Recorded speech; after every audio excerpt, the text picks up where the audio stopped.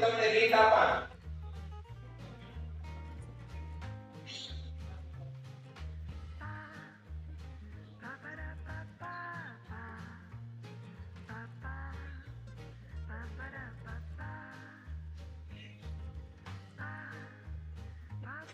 સીતારામ, જય શ્રી કૃષ્ણ, જય માતાજી. ત્યાં મગનો હીરો બનાવવો તો એક વાટકો ઝીણકો, એક વાટકો લીધો મારા માપ પ્રમાણે. દાળ હે સડી દાળ મગની તો એને ધોવી 3-4 પાણી ધોવે નાખી પછી શેકી લેવાના.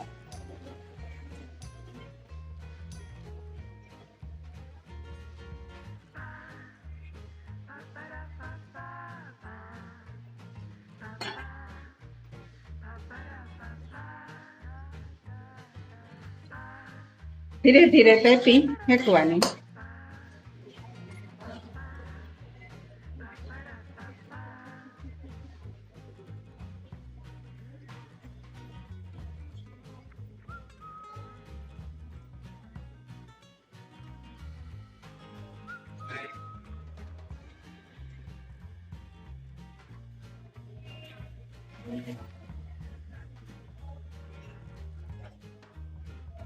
જો લાલ કલર આવે જાય ત્યાં સુધી શેકવાની. જ્યાં લાલ થઈ ગઈ પીળી ઉતી પછી એને ઠરવા દેવાની. પછી મિક્સરમાં દરે નાખવાની. આજ રીતે આપણે ઠરવા દઈએ પછી આને મિક્સરમાં દરે નાખીએ.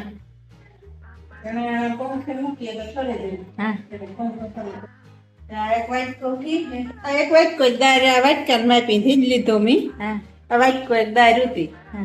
એક વાટકો ઘી ઘી નાખ્યું. વાટકો ઘી નાખી દેવાનું.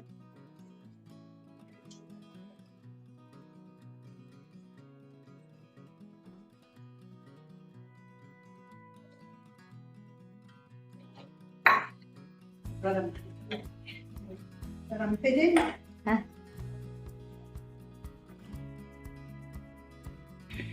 આપણે દેહી ઘી લીધું હે ને? ઘી ગરમ થઈ જાય ને એટલે આ 1 ચમચી બેસણ, હા 1 ચમચી ભરીને નાખવાની. ઘી ગરમ થઈ જાય એટલે એમાં લાલ થઈ જાય હા હા એટલે ફેંકી લેવાનું. પછી આ આપણે દાળનો લોટ નાખવાનો. એટલે આપણું ઘી ગરમ થાય.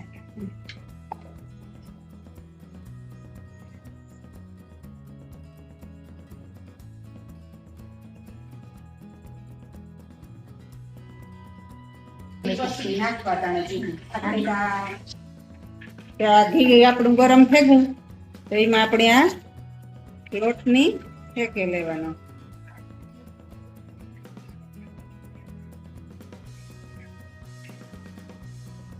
ફેંકાઈ જાય સાવ તો રાતનું થઈ જાય. જરાક હોય એટલે આમાં તો દેખાય નહીં ઘીનું.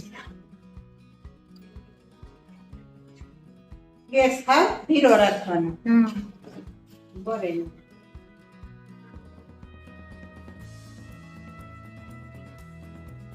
ઘી એકદમ કકરેલું તો એટલે લોટતા ભેગો હોય, લેકાઈ ગયો હોય એવા આપણે એમાં આ નાખી દેવાનું. મગનો દાળનો લોટ આપણી હે એ શેકવાનો.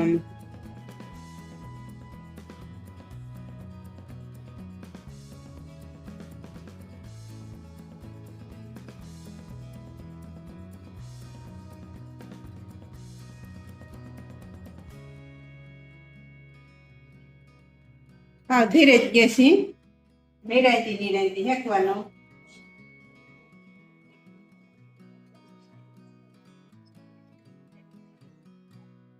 સુગંધ આવવા માટે એમ કે ઘીમાં દાળ શેકીએ એનો પછી 1 વાટકો જે માપ હોય એ 1 વાટકો પાણીનો નાખવાનો. ત્યાં પાણી આ ગરમ મૂકી દીધું.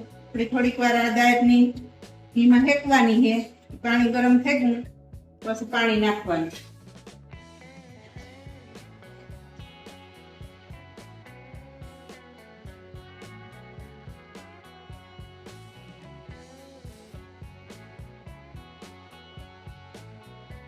જો તમને બધાને મારા વિડિયા ગમતા હોય તો તો લાઈક કરજો ને સપોર્ટ કરજો પૂરો. મારા વિડીયો જોવે બધા એટલી મણી થાય કે હરખ થાય કે હું સારી સારી રસોઈ બનાવે ને બતાવે. અટાણે જો કે મારાથી તો બધા હોશિયાર જ હોય, પણ હું મારી રીતનું જે મને આવડે એ હું બનાવે ને મૂકા વિડીયો. તમને બધાને જો ગમતા હોય તો લાઈક શેર ને સબસ્ક્રાઇબ જરૂરથી કરજો. હું આગળ વધે હગા.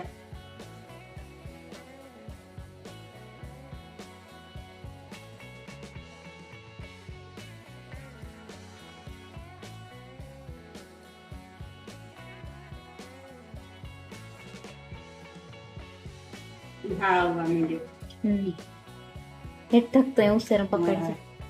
એ જો આપણી હેકાઈ ગઈ ઘીમાં દાળ નો લોટ, એટલે એવા આપણી થોડું થોડું પાણી ધીરે ધીરે નાખવાનું.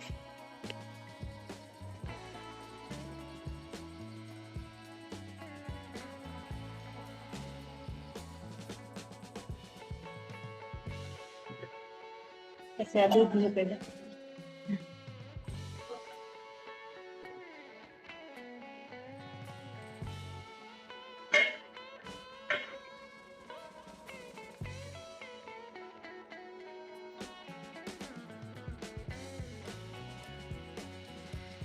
મજાની આપણી દાળ પાણી નાખ્યું એ ફૂલે ગઈ, એને પાણીમાં ઘડીક વાર ફેંકાવા દઈએ. પછી દૂધ નાખવાનું. દૂધ થઈ આવું મૂકી દીધું. આ વાટકાનો જ બધો માર. વેચાને જ નાખવું. દાળ એટલે ઘી એટલે પાણી ને એટલે દૂધ.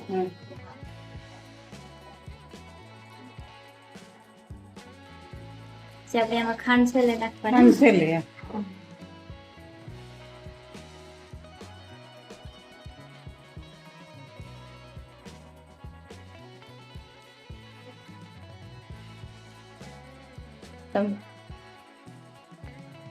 તો જે એવા દૂધ આપણે ઉકાળી લીધું, ગરમ કરી લીધું, એવા આપણે દૂધ આમાં નાખવાનું.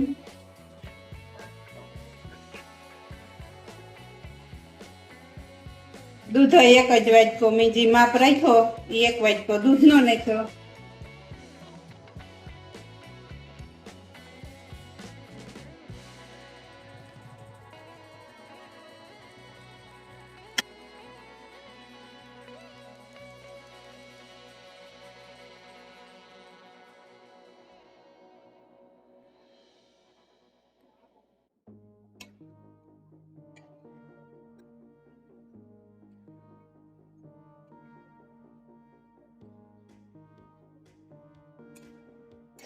એ ખાંડનો એક વાટકો ભૂલે. જો આ માપ છે, આ ખાંડનો માપ છે, ખાંડ આપણી નાખી દેવાની.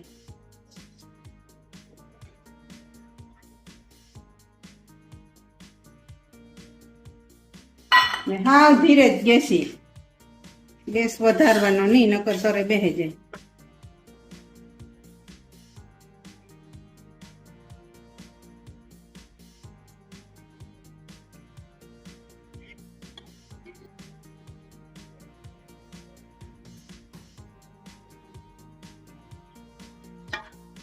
એ પછી આપણે આમાં જે ડ્રાય ફ્રૂટ નાખવા હોય નાખી લેવાના. ઘડીક વાર ખાંડ ઓગળાવે, હીરો બની ગયો આપણો મગદાળનો હીરો. એવા બધું છૂટવું પડે. હા, જરાક જે આપણે હેકાવા દઈએ. હેકાઈ જાય, ઘી પાછું નહીં કરવાનું.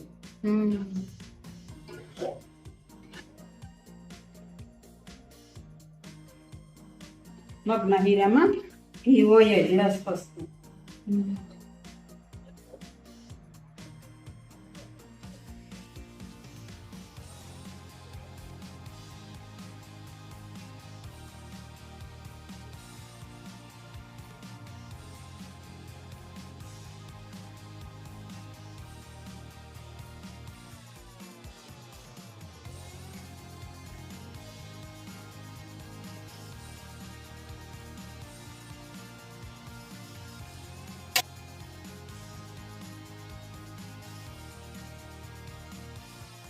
ઘી કાઢી લેવું લીધું.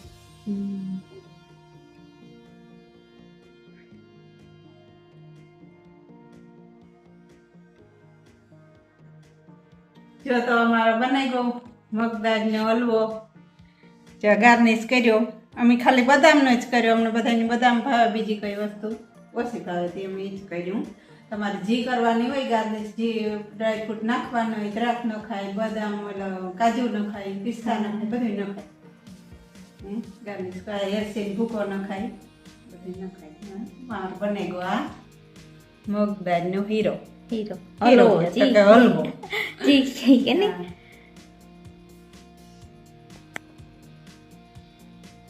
હા.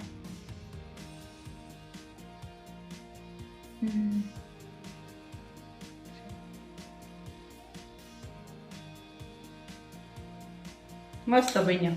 અસલ બન્યા. બધાય બનાવે ને ખાજો. કોઈની ભાવે ને મજા આવે તો કમેન્ટ કરજો કે ના ના સારો બને, સારું બને.